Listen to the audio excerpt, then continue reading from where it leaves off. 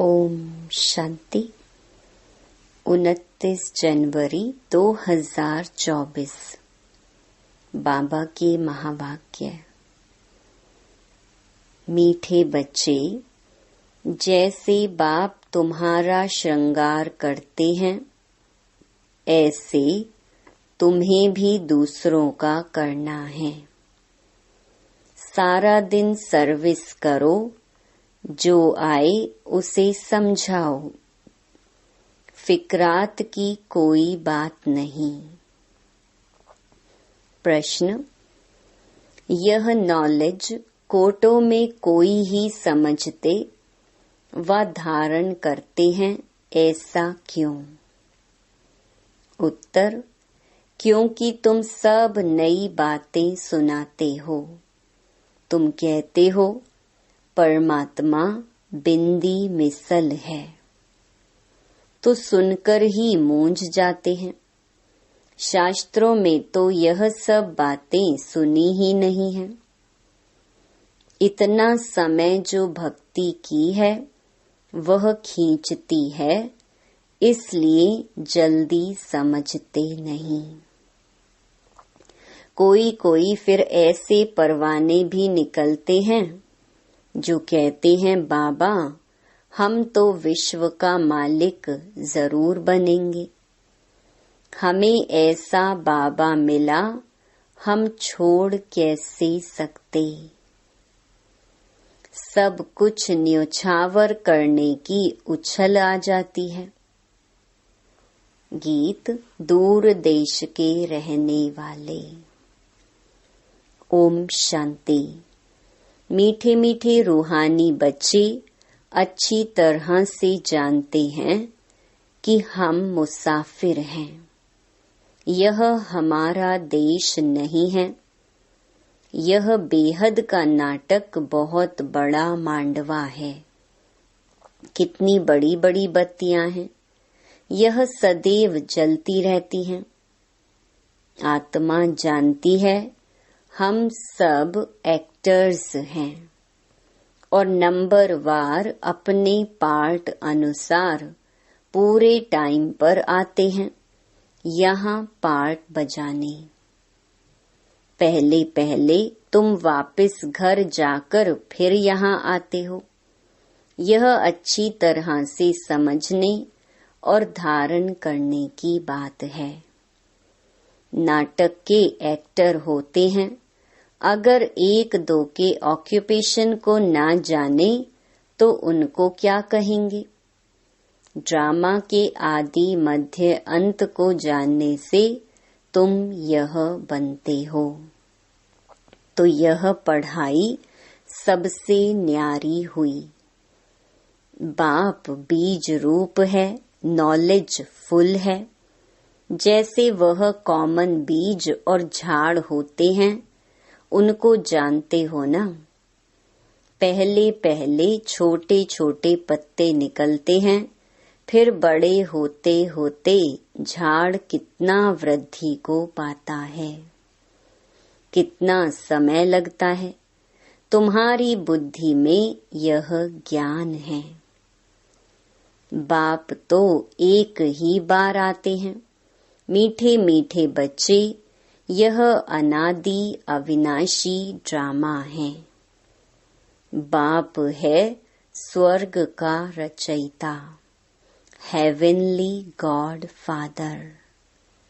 Haven स्थापन करने बाप को आना पड़ता है। गायन भी है दूर देश का रहने वाला, आया देश पराई। यह रावण राज्य पराया है। रावण राज्य में राम को आना है। तुम्हारी बुद्धि में ही ज्ञान है। तो बाप समझाते हैं आत्माओं को कि तुम सब मुसाफिर हो। इकट्ठे तो पार्ट बजाने नहीं आएंगे। तुमको मालूम है सबसे पहले होते हैं देवताएं। उस समय और कोई नहीं थे। बहुत थोड़े होते हैं, फिर वृद्धि को पाते हैं। तुम आत्माएं शरीर छोड़ सब वहां आती हो यह बाप ने ही बुद्धि दी है।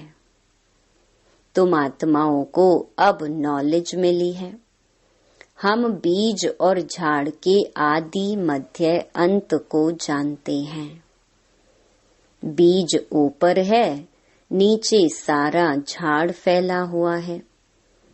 अभी झाड़ पूरा ही जर्जरीभूत है। तुम बच्चे इस झाड़ के आदि मध्य अंत को जान गए हो। आगे ऋषि मुनियों से पूछते थे कि रचता और रचना के आदि मध्य अंत को जानते हो, तो नेति नेति कह देते थे।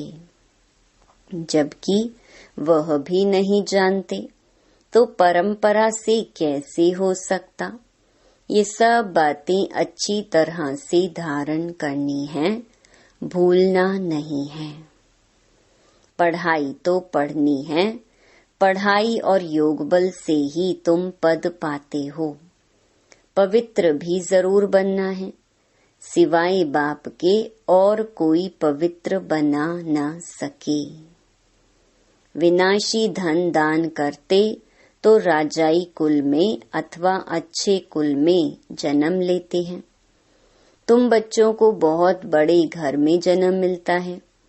नई दुनिया तो बहुत छोटी होती है। सतयुग में देवताओं का जैसे एक गांव है।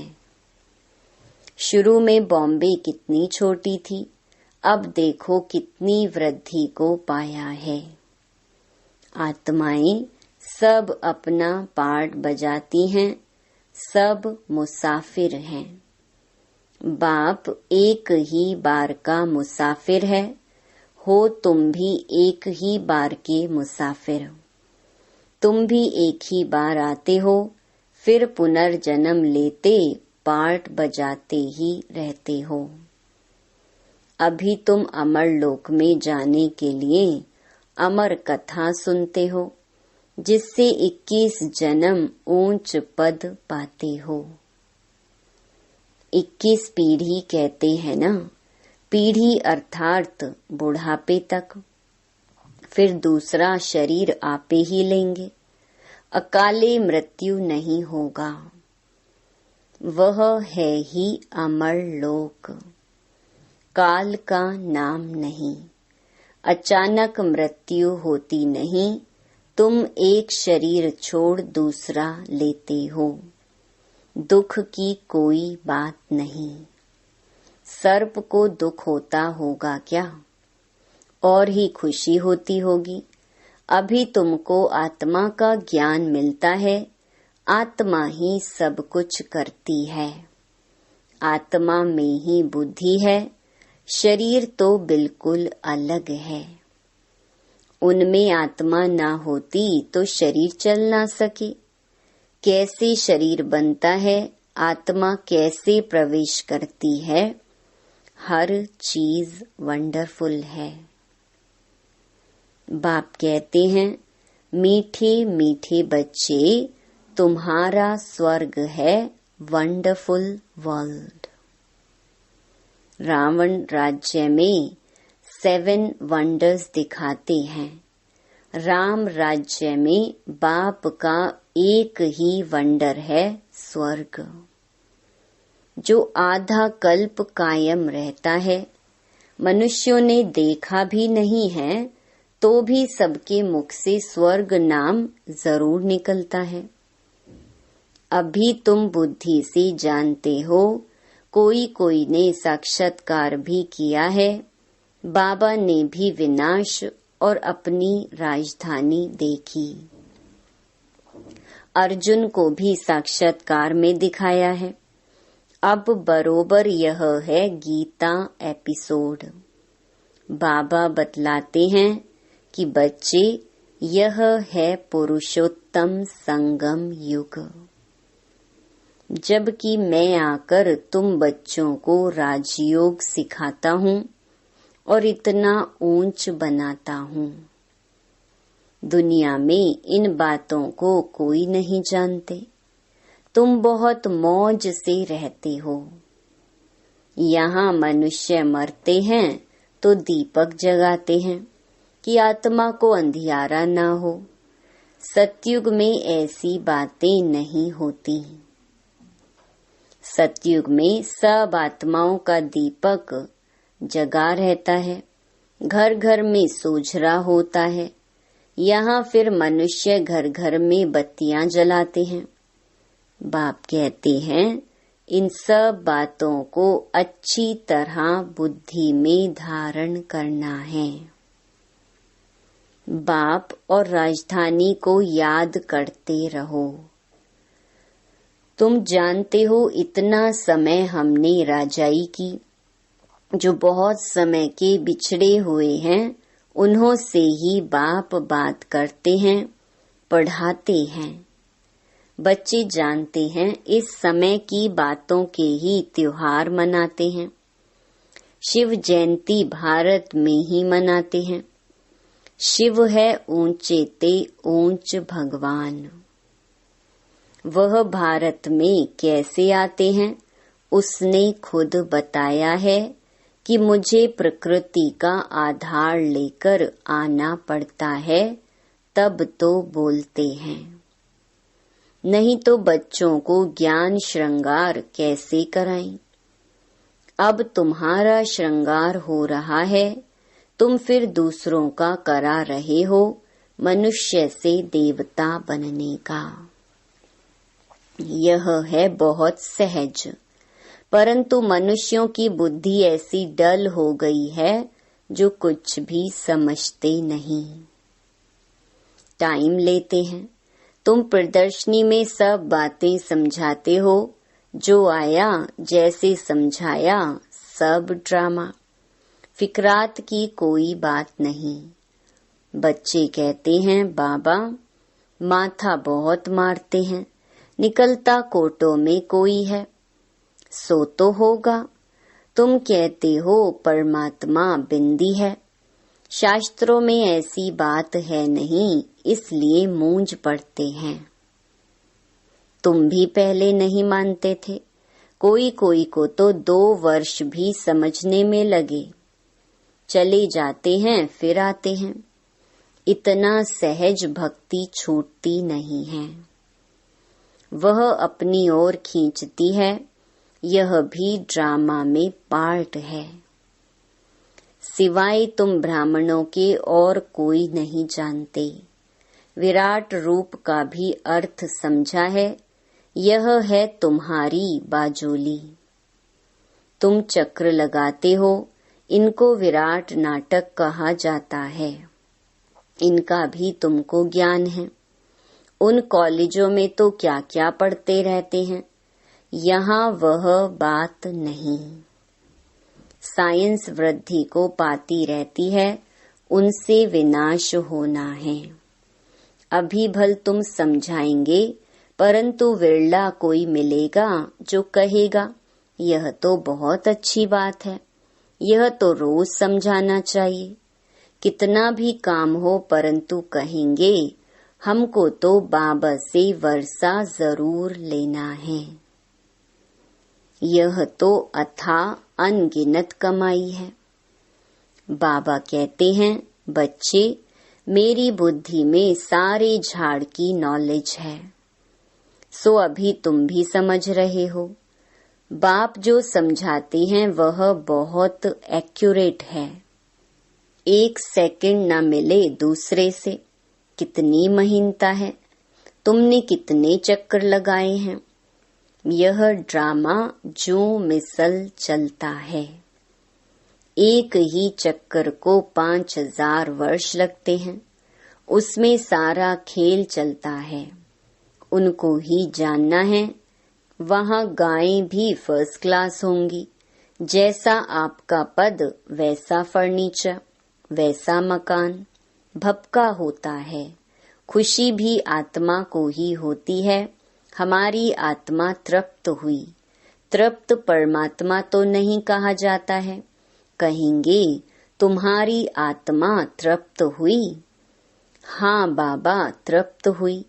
तो यह सब खेल चलता आया है। बाप जो समझाते हैं यह भी ड्रामा का खेल है। अब बाप तुमको रिजुविनेट करते हैं। तुम्हारी काया कल्प वृक्ष समान बन जाती है। नाम ही है अमर लोक। आत्मा भी अमर है, काल खा न सकी। बाबा तुम्हारी आत्माओं से बात करते हैं। अकाल आत्मा जो इस तख्त पर बैठी है, उनसे बात करते हैं। आत्मा इन कानों से सुनती है। हम आत्माओं को ही बाप पढ़ाने आई हैं। बाप की दृष्टि हमेशा आत्माओं पर रहती है। तुमको भी बाप समझाते हैं, हमेशा भाई भाई की दृष्टि रखो। भाई से हम बात करते हैं, फिर क्रिमिनल दृष्टि ना जाए।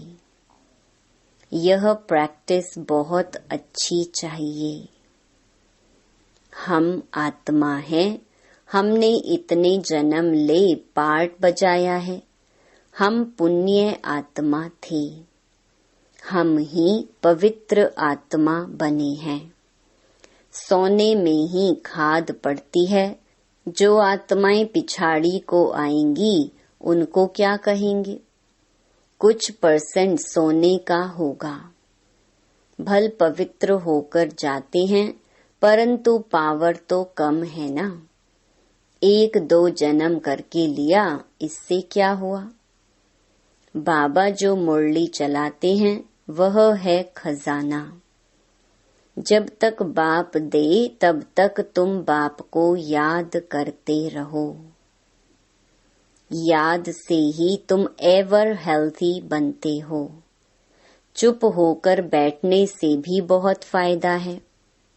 मन मना भव, इसका अर्थ भी कोई नहीं जानते। बाप ही हर बात का अर्थ समझाते हैं। यहाँ तो है अनर्थ। सबसे बड़ा अनर्थ है 1-2 पर काम कटारी चलाना, जिससे आदि मध्य अंत दुख पाते हैं। सबसे छीछी हिंसा यह है, इसलिए इनको नर्क कहा जाता है। स्वर्ग और नर्क का भी कोई अर्थ नहीं समझते। वह है नंबर 1, नर्क है नंबर लास्ट। तुम जानते हो, हम इस विश्व नाटक के एक्टर्स हैं। तुम नेति नेति नहीं कहेंगे। तुम श्रीमत से कितने अच्छे चित्र बनाते हो, जो मनुष्य देखते ही खुश हो जाएं और सहज ही समझ जाएं। यह चित्र बनाना भी ड्रामा में नोंद है। पिछाड़ी को तुम याद में ही रहेंगे। सृष्टि चक्र भी बुद्धि में आ जाएगा। नई दुनिया कौन बनाता और पुरानी दुनिया कौन बनाते हैं, ये सब तुम ही जानते हो। सतो रजो तमो में सबको आना ही है। अभी है कलयुग। यह किसको पता नहीं कि बाप आकर हमको स्वर्ग का मालिक बनाएंगे। किसके ख्याल में भी नहीं आता। तुमको तो अभी सारी सृष्टि के आदि मध्य अंत की नॉलेज है। रचयिता बाप इसमें बैठ समझाते हैं कि मैं तुम आत्माओं का बाप हूँ, बेहद का टीचर हूँ। यह संगम युग है, पुरुषोत्तम युग। सतयुग और कलयुग को पुरुषोत्तम नहीं कहेंगे। संगम पर ही तुम पुरुषोत्तम बनते हो, जब बाप आकर राजयोग सिखलाते हैं। दिन प्रतिदिन तुम बच्चों को समझाने में बहुत सहज होगा। झाड़ वृद्धि को पाता रहेगा। क्षमा पर बहुत परवाने आते हैं, फिदा होने। ऐसे बाप को कौन छोड़ेगा? कहेगा, बाबा बस हम तो आपके पास ही बैठे रहे, यह सब कुछ आपका है। ऐसे ऊंच बाप को हम छोड़े क्यों? जोश बहुतों में आता है। बाबा से विश्व की बादशाही मिलती है तो हम छोड़कर क्यों जाएं? यहाँ तो हम स्वर्ग में बैठे हैं, यहाँ कोई काल भी नहीं आ सकता, परंतु बाप की श्रीमत लेनी पड़े। बाप कहेंगे ऐसे नहीं करना है। उछल तो आएगी, परंतु ड्रामा में ऐसा नहीं है जो सब यहाँ बैठ जाएं। जोश आता है क्योंकि जानते हैं ये सब कुछ खत्म होने वाला है। जिनका पार्ट है वह सुनते रहते हैं।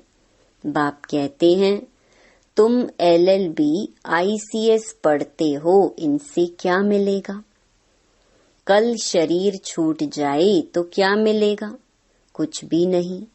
वह है विनाशी विद्या, यह है अविनाशी विद्या जो अविनाशी बाप देते हैं। टाइम बहुत थोड़ा है। तमो प्रधान से सतो प्रधान इस जन्म में ही बनना है।